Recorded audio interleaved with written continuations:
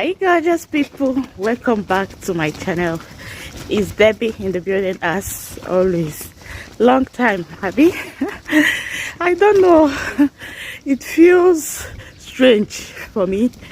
I don't know why, because guys, these days I've been trying so hard to avoid camera and also trying so hard to avoid YouTube. Yeah, at least this time around I can stay a full day without opening YouTube at all, unlike me that is always, you know, coming on YouTube, watching videos and all, you know.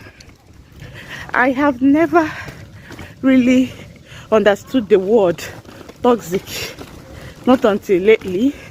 I used to hear people say social media is so toxic, it can be draining and all that, but I honestly have not really understood why people say that. And I used to think it's just normal talk, you know. And I've also heard people say be mindful of the people you listen to. Sometimes when you listen to things like this, before you know it, you start becoming that thing. I never believed all those things, but now I do believe, guys. I do believe, because it's one thing to know that things are not right, and it's another thing to identify what the problem is. The worst thing is, you know you have a problem and you don't actually know the cause of your problem. So lately, psychologically, I'm down. In fact, I was gradually losing my mind without me knowing. That was when I realized how toxic this social media can be and how draining it can be. And I've come to realize that it's because I spend a lot of time on social media, and the whole space is just too toxic for me. And whenever I spend hours, I, you know, get soaked up with all the negativity, with all the toxic as in things. And most times I watch all these negative things, you know, all this gist and all this. I've not really understood how I soak myself in it. That is when I realized when you consume a lot of negativity, a lot of things that are not healthy, in one way or the other, you see those things sinking in you. You will just see yourself sinking.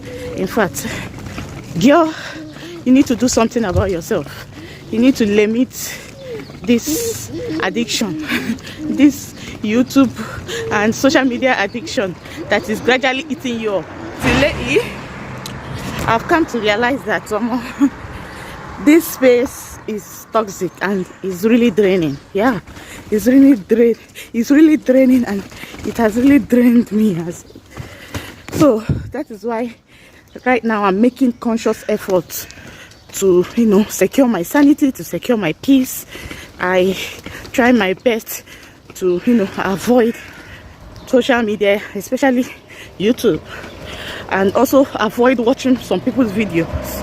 Yeah, because some of those videos are full of negativity and they are too draining and toxic, you know. So anytime I finish watching them, I'm not usually myself. You know, a lot of thoughts will start, you know, creeping in, and you know, I just find myself sinking in regret, sinking in depression and all that. So I've decided to make conscious efforts to limit watching some people's videos. I don't know if anyone feels that way. Let me know at the comment section. So that brings me to, you know, saying this. It's so alarming how people just stay in their comfort zones and, you know, feel they know everything about somebody's life. They feel they know everything that is happening in your life. They know you're in and out. And some, you know, watch few clips of your video and they think they know everything about you. It's so sad, you know. So why am I saying this? Yesterday I came across a video made by Lily Pope and that Silver on. Yeah, I can remember watching a live stream, a certain lady's live stream, and in that her live stream she was saying that Lily Pope's husband has warned Lily Pope not to invite her friends to her house. He stopped them, in fact, from coming to her house, something like that. And this woman was saying it with all boldness and with all alacrity, as if she's so sure of what she's saying, you know, in that live stream. And the woman said a lot of things which I don't even want to dwell on or talk about, because guys, I'm trying so hard to, you know, keep my sanity, you know. So when I saw that Lily Pope's video yesterday and I clicked and watched, and I was so happy. I was so happy to see both of them. I hear a lot of people say a lot of things about friendship. You say, stay in your house now. Must you go to your friend's house? It's not your friend, it's her friend. And the friend that she's going to visit is not complaining. You don't know the kind of bond they share, and you don't know the kind of relationship they have. That we are so unfortunate with having good friends doesn't mean some people don't have good friendships. Stop imposing your own life on people. That's one thing I keep telling people. You don't impose your life. That you're unfortunate you don't have good people around you, you don't have good friends, doesn't mean another person cannot have good friends. That you have bad friends, or you have a bad experience with people, with friends, doesn't mean that another person have. Like me here, I've never had any bad experience with friends. Yeah, I know that there are a lot of people I don't talk to right now that I used to be close to, that I call my friend, but right now I don't talk to them. It's not because they did anything to me. No, it's just that we just grew apart because of distance and, you know, one thing or the other. We just stopped talking. So, and I don't consider them as my enemies. They are still my friends. When I'm opportune to meet them, we'll talk, we'll flow. That is how life should be. Everybody keeps complaining, I have a bad experience about so and so friend. And I keep asking myself, who are those bad friends? Because everybody is good in his or her own story. You cannot tell a story and you blame yourself in that story, or you paint yourself bad in that story. You will always paint yourself good. Just try to be the person you want in a friend. Try to make yourself to be that person you want in a friend. That is what I keep saying.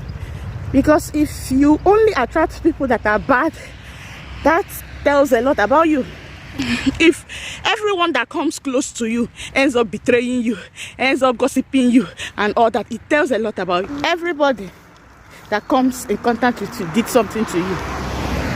And I'm like, who is now the bad person here?